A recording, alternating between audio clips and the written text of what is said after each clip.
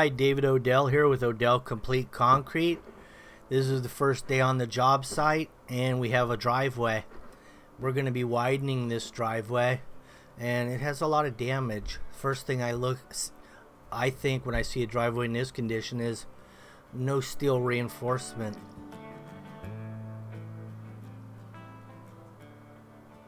And that's why these cracks are so wide open and they've even lifted and they're uneven. You can still get cracking with steel, but what you won't get is big large spaces in the cracks, and you won't get trip hazards. Also, there's no expansion, no relief cuts or relief joints, weakened plane joints. There's none in this driveway. It's just one big piece of concrete. That was another problem they had here. The other thing I didn't like about it was actually in the middle of the garage floor. It was about an inch low where it meets the garage, and that's never great when you're a mechanic rolling things around that are heavy going in and out of the garage. So I want to make that flush as well. Here's the drain we put in. We cored through the curb there, went under the sidewalk. They had an existing drain that came out about 20 feet out of the side yard that we attached to and brought it all the way down the street. They had a French drain system going that wasn't really French draining very well. In other words, it wasn't perking into the soil. Soil type wasn't taking the water, so a lot of stagnant water issues with that. Now here we are with the skid steer. It's a New Holland. Now this particular skid steer has a breaker attachment on it, and it has a point that's been broken off intentionally, because now what it does is it hits more like a sledgehammer would. Instead of just drilling holes through the concrete, it actually shakes the concrete and cracks it. If anybody else has ever tried that technique, let me know what they think about using a broken bit versus a pointed one. The broken one seems to be better in this case.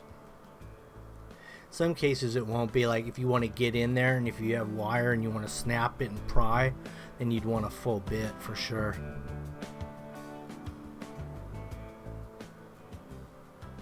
But as I assumed, there was no wire or reinforcement in this concrete. It came out really easy.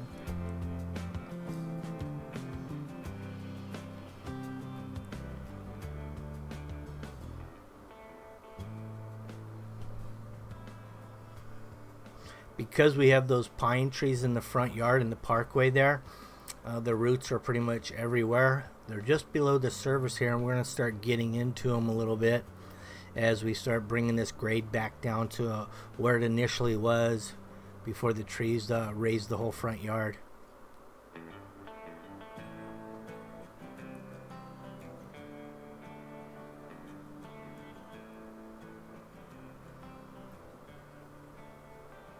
We're widening the driveway on both sides. We've widened it on both sides about 6 feet in both directions.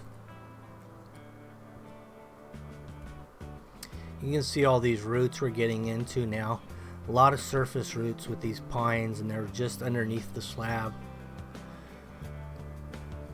And what that does when you get that many roots is it displaces anything that might be in there like dirt, and that forces the concrete to go up, the lawn to go up, basically anything.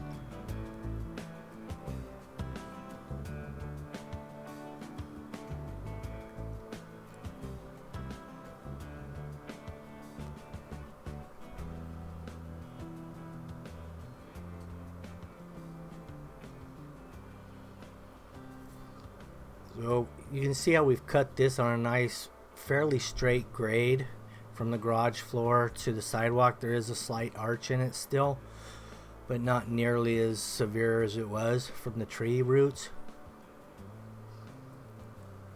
The problem with it is now that the driveway is going to be where it should be, the lawn's actually high. But it's better to put the concrete in right than match the lawn, because the lawn will have to be reworked to match the concrete.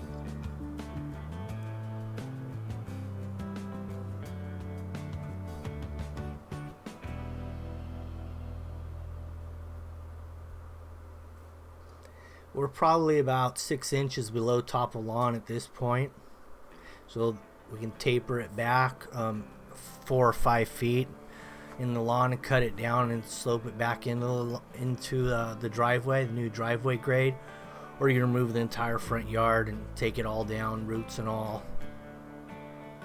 which is the best case scenario.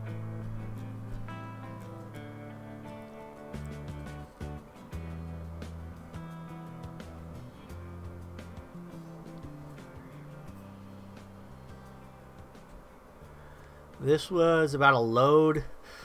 A load plus came out of this one. We have a Super 10, so we did a full load and a little bit left over. We mixed with the dirt, roots, and leftover concrete for the second load.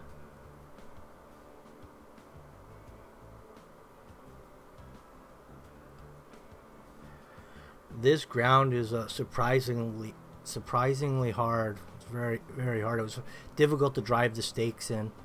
Almost had to go to steel stakes. Now here's that French drain system I was talking about that came out of the backyard. It dead-ended right here. We were able to find the end of this pipe pretty quickly because it was kind of marshy in this area. So we just assumed that's where it stopped, and we started digging and we found the end of the pipe. They have a 4-inch pipe coming from the backyard. Now the more we dug, the more water came out of that pipe. So we had to get a vacuum to suck it out, all the water. We didn't have a wet vac with us, but the homeowner did, so we used his.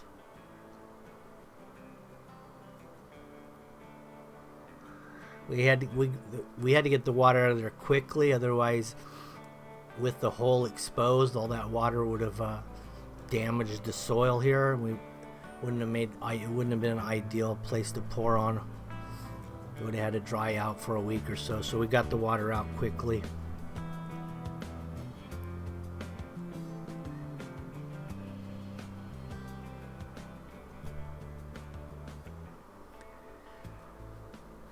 Now we went all the way back to the gate to replace the pipe, even though the pipe was out about 30 feet.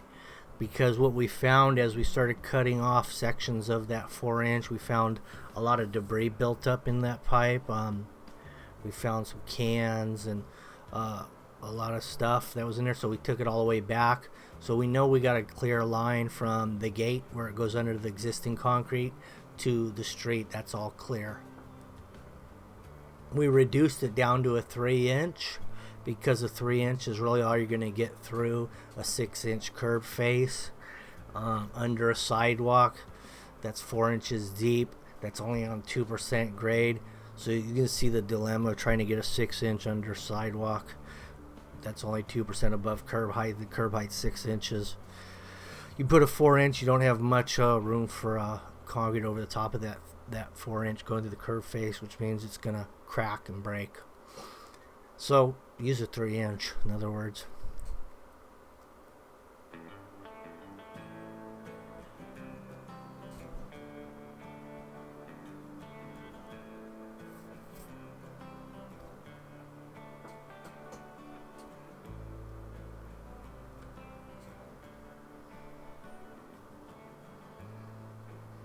So there's the water main break that we repaired.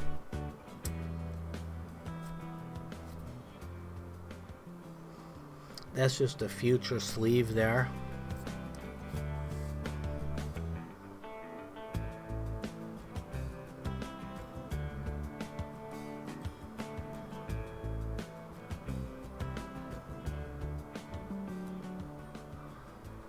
The old concrete was only about 3, maybe 3.5 inches max depth.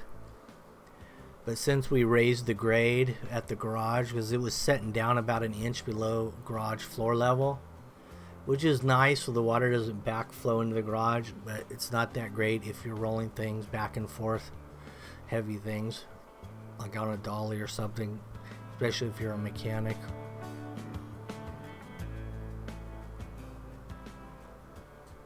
So since we brought it up, that gave us the depth we needed without having to remove a lot of dirt.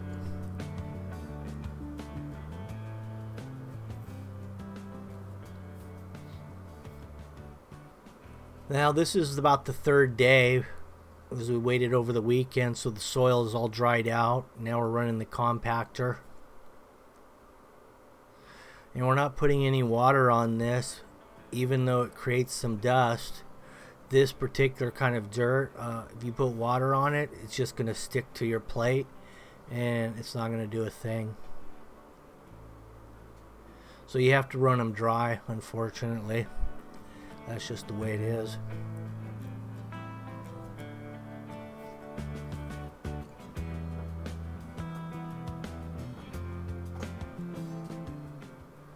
So we got it all compacted out. It's nice and flat. Now it's time to set some screed pins.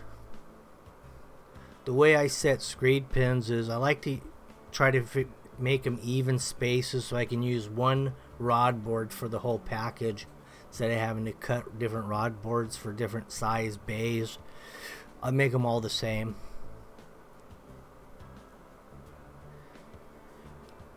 And in order to do that, what you have to do is you have to decide what side you're going to pour from. Now that side that you start the pour from will be your smallest width of a bay. That way when you start wet screeding, you have the same rod board, but now it's going to overlap.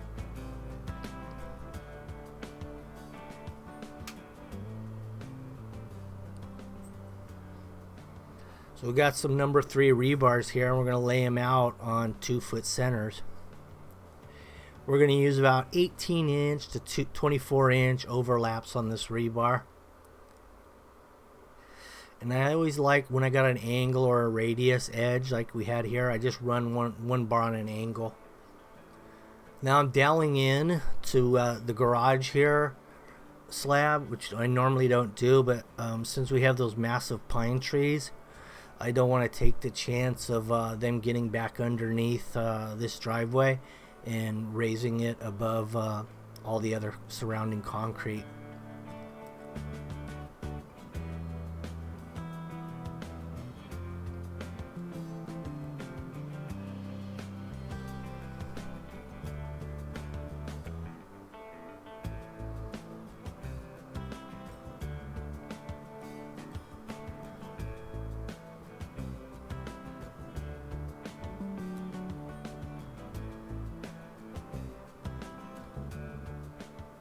Another thing you can do to try to stop the roots from going, I mean the roots probably won't go underneath this slab for, it's probably going to be good for another 30 years, but if you really want to go more of a permanent solution, you put a root barrier a good 2 feet deep all the way down, dig a trench, drop a root barrier, and then backfill. What that does is all your surface roots that are traveling will hit that plastic barrier. It'll force them down, and once they start diving down, they'll just keep going down. That's the idea behind them anyway. Not sure that it'll work,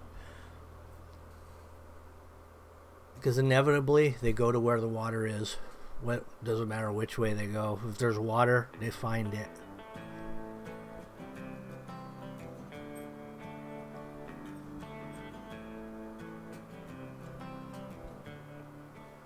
Put a little expansion foam here down at the city sidewalks. This is a pretty big area.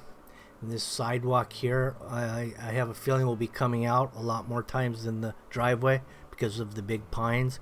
So I wanted to give some nice cushion when they remove this sidewalk over, multiple times over the next few years or whatever, that it won't affect the driveway. So that's why I put that foam right there. Now this is a 3000 psi pea gravel mix.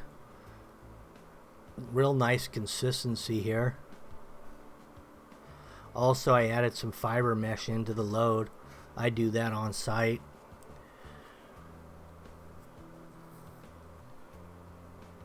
That's a 3.5 foot wide magnesium bull float there.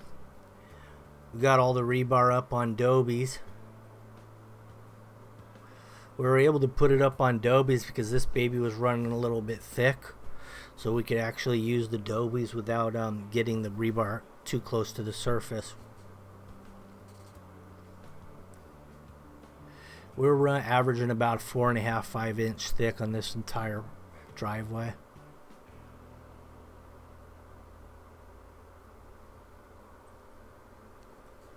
Now we're running Big Blue, waiting for our second load to arrive.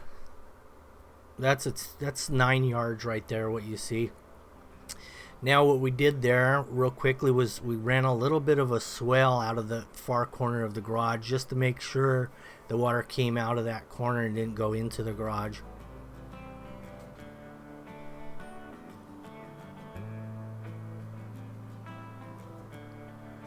So what I did is I used the rod board and I put the level on top of the rod board to check that swell.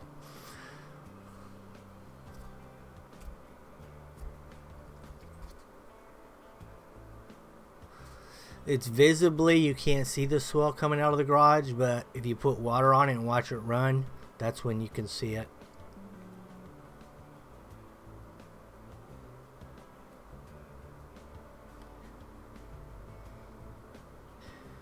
You can see a little bit of the slope off that lawn coming down to the driveway there. So we did cheat it a little bit to try to get close to the top of that lawn, minimize the work. But there's still a lot of work to do on that lawn, as you can see.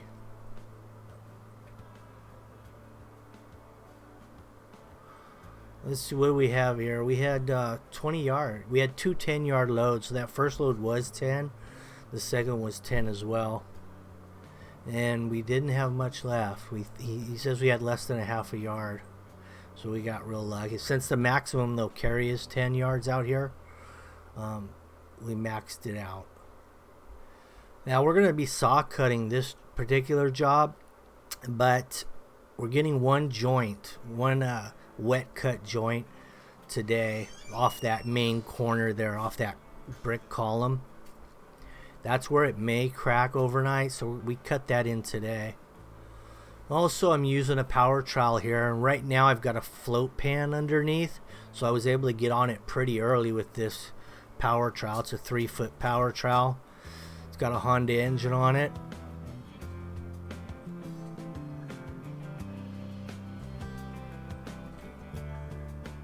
This is my second pass, so I've already pulled that float pan off.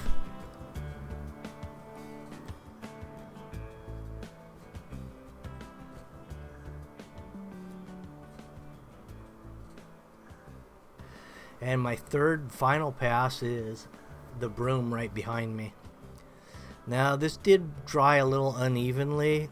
Well, one reason was because we had that French drain that kind of had the soil pretty wet, so we had to wait on that area to broom.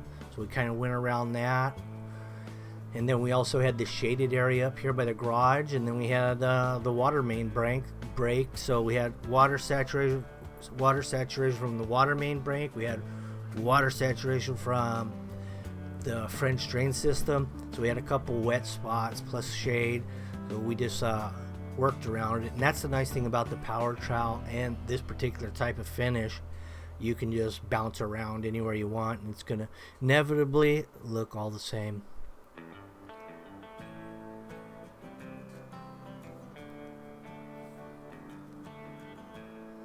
So right now I've got this idle down about medium throttle. It's very rare when I have to hit them at full throttle. Usually when I have it at full throttle, that means I'm probably behind. And once you get behind on concrete, it's hard to catch up.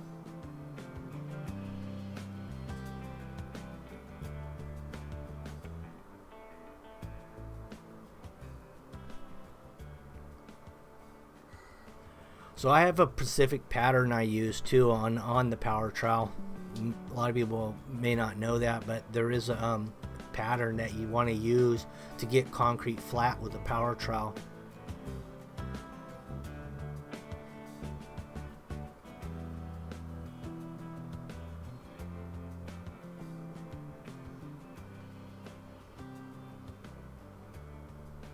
And the way I do it is I go from right to left, and that's the blades are spinning in that direction as well, and that pushes your mud. And then you half overlap what you already did, and you go left, and that's your finish. You do that through the whole thing. That same technique in any direction. But the half overlap's the crucial thing of each pass. Now we got a good broom guy out here today, and it's real clean. And all the lines are perfectly straight. There's not much of a ridge left in the middle of where the broom stops and starts.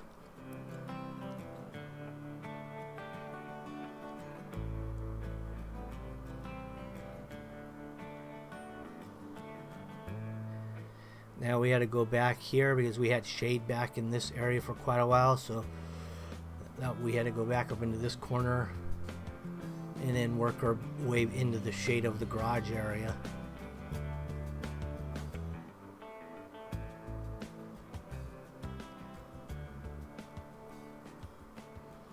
Nice thing about a power trowel on this, you can walk on the concrete to broom it. That way you don't have to fight a lot of obstacles with your poles. You can just walk around, and then the power trowel will knock out the footprints, and then you're ready to broom again. That's kind of your finished product the day of the pour. Right now I'm showing the owner how to keep the concrete wet, and this is about 20 minutes after I broomed the concrete. We're hitting it with water right away. The nice thing about when you hit it with water like this right away, it lets the owner know that, yeah, the water's draining. Or maybe it lets them know it's not draining.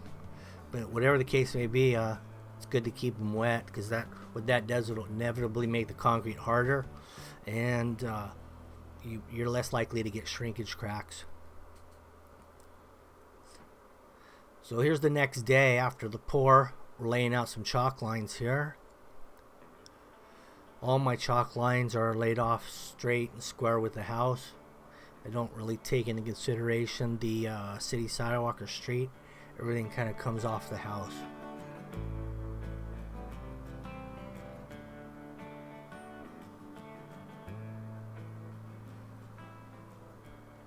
Now what I've got here is I got a new Mag 77 skill saw,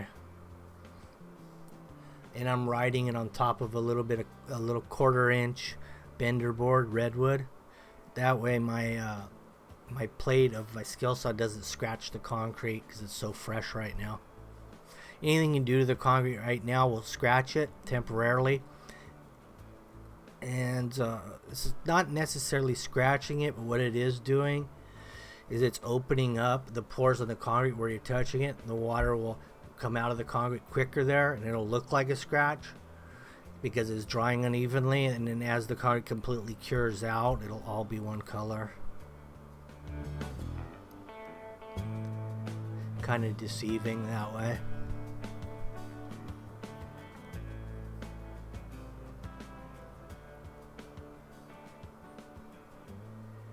Here's the cuts, and we've got them at 10-foot centers.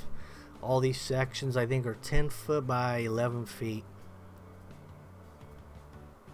which is the perfect case scenario for crack control.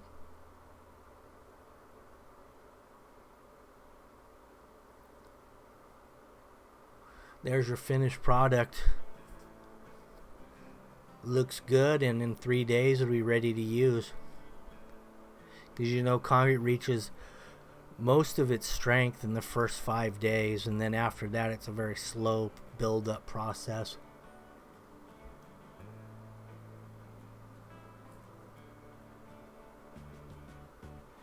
Here's the water coming down, and it's draining really good. We're on a pretty good slope though. This is the break point of the slope, but to the front of the garage it's fairly level, as you would assume, since the house is level, the garage floor is level in that direction.